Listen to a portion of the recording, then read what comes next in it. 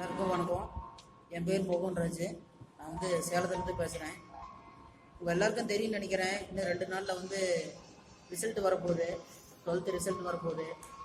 அதனால் ஒவ்வொரு பசங்களும் அவங்க பேரண்ட்ஸ் எப்படி நம்ம பையன் எப்படி எழுதியிருக்கான், எவ்வளோ மார்க் வருது என்னன்றதை ரொம்ப இதாக பார்த்துட்டு இருக்கீங்க.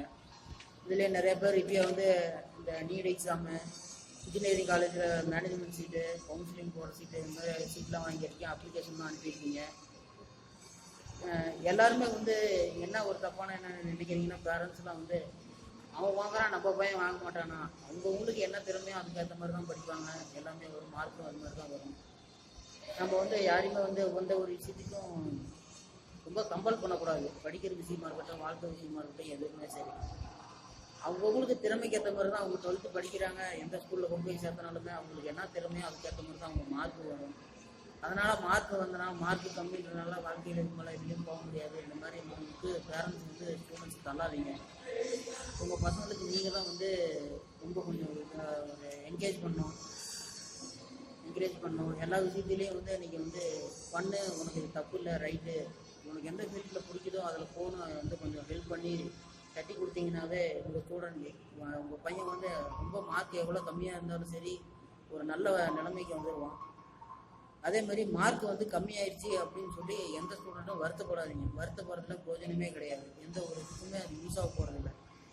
இவ்வளோ மார்க் தான் இருக்குதுன்னா என் தகுதிக்கு அந்த மார்க் வந்துருக்குது, நான் அடுத்து அதை வச்சு என்ன பண்ண முடியும் அப்படிங்கிற மாதிரி யோசிங்க. யாரும் எந்த தப்பான முடிவுக்கும் போகாதீங்க. வருஷம் நியூஸ் பேப்பர் ரிசல்ட் டைமில் பார்க்குறதுக்கே பயமாக இருக்குது. ஏன்னா மேக்ஸிமம் இது பசங்க கூட அந்த அளவுக்கு கேர் பண்ணுறதில்லன்னு நினைக்கிறேன். ஆனால் பொண்ணுங்க 1 மார்க் 2 மார்க்னா கூட ரொம்ப இது பண்ணியிருக்காங்க. 1 மார்க் 2 மார்க்லாம் சூசைட் பண்ணுறாங்க.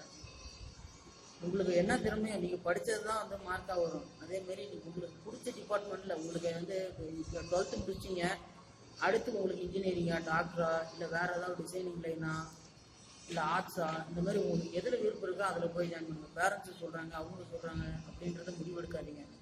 ஏன்னா வாழ்க்கைங்கிறது உங்களுக்கு தான், ஒரு தடவை தான், மறுபடியும் இன்னொரு நாள் வாழ போகிறது கிடையாது.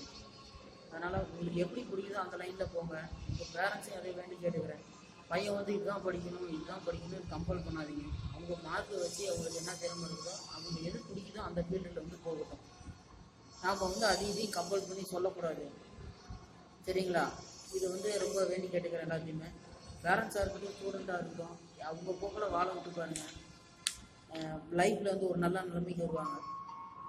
அதே மாதிரி ஸ்டூடெண்ட்டை நான் கேட்டுக்கிறது, ரிசல்ட்டை பார்த்துட்டு யாரும் வருத்தப்படாதீங்க. அடுத்து உங்களுக்கு என்ன ஃபீல்டில் பிடிக்குது அதை பற்றி கேளுங்க, பேசுங்க.